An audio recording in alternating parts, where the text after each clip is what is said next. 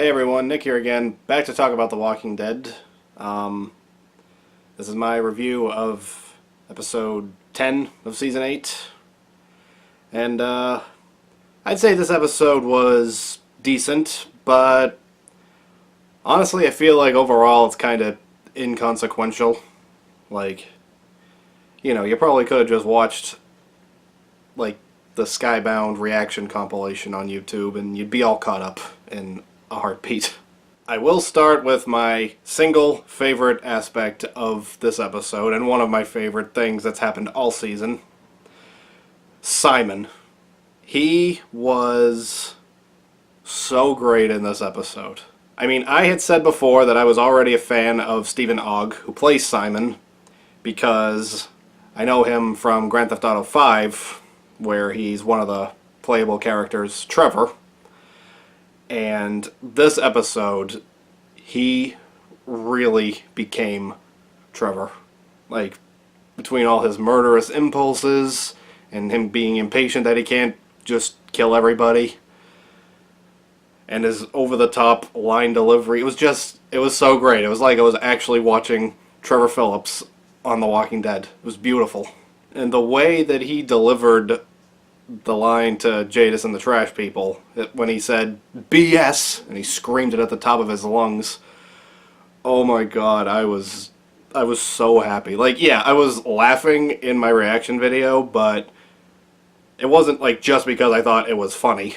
I mean, it was pretty funny, but it was also just like satisfying in a weird way, just because I'm seeing Trevor Phillips from Grand Theft Auto 5 on The Walking Dead, and it's just blowing my mind, and I was really excited about that, and even just talking about it, I hyped myself up a little. But yeah, I mean, he was just so good in this episode. Overall, his performance was really scary, and I think that Simon has officially cemented himself as being worse than Negan, because at least with Negan there's a method to the murdering, but Simon, he just wants to kill everybody. And I was very entertained by that. Another thing I really liked about this episode, to my absolute surprise, was Jadis, because she turned a corner and actually became a believable character. Like, she looked like a human being again, which was really refreshing to see. Like, she's not the first leader on this show to put up a show for other people. Like, Ezekiel does that, but she just could not do it as well as Ezekiel. But now she actually looks like a human being again, and it's really refreshing. And her performance was really good too. Pollyanna McIntosh, her performance was really good. Like, you could feel her pain seeing all her friends die, and then she had to re-kill them. Another part of the episode that I really liked was the Rick and Negan conversation at the end. Andrew Lincoln and Jeffrey Dean Morgan. I mean, they're always good, but they gave two of their best performances in a while in this episode. And like I said, they're always good. I have never been like, eesh, you guys were just terrible this episode. But this week I felt that they were even better than they normally are. Just their performance was really good, the dialogue was really good, and it's prompted a lot of discussion online about whether or not Negan is right by saying that Rick failed as a father by focusing too much on the war. And, anything that can cause that kind of discussion, that does deserve some credit. We also checked in on Aaron and Enid at Oceanside, and I will say that Enid got some awesome development in this episode. She really became a bit of a beast. Like, I was thinking after she killed the lady in charge of Oceanside in the mid-season finale, like, oh, no, you messed up. But hearing her in this episode, why she did it and why she knew she had to do it, like, it made sense. And it's like, yeah, okay, I get you now. I get why it happened, and yeah, okay. It makes sense now. Now, as good as her development was, I did feel that overall the scenes with those two were kind of forced. Like, they were just kind of tacked on. Almost like an afterthought, really. I don't know. I felt like they just kind of blew through them. The scenes with them just a little too quick. And it just felt rushed.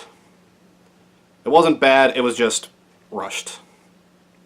They did something unique, I guess, in this episode. They had big name screens that came up before each, I guess, segment of the show. And honestly, I found those to be really weird. Like, they actually kind of took me out of the episode in a way. Like, I mean, maybe not out of the show per se, but it would take me a second to get over the fact that, like, okay, why are they doing that? Like, well, we know who these people are.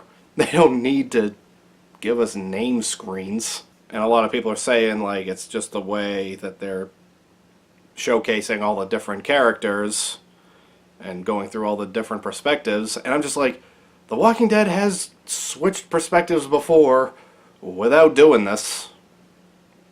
So, I felt like it was really weird, really unnecessary, and I wasn't crazy about it, to be honest. Also, normally, I don't dwell on these kinds of things, but the CGI in the scene where Jadis leads all of her zombified friends into a giant grinder, that was not good CGI.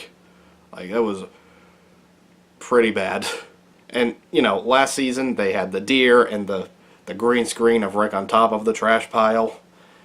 And, you know, back then it made sense. They blew the CGI budget on Shiva. But now Shiva's dead, so what's your excuse now for it not looking that great? I will say this, though. The CGI for the grinder in this episode was better than the deer last season. I will give it that much.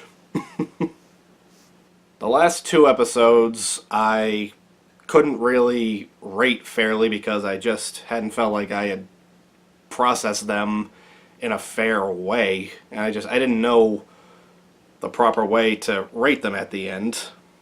This episode, I can actually rate. I decided to give it an 8 out of 10 because there was nothing inherently bad about the episode, and it did have a lot of really good aspects.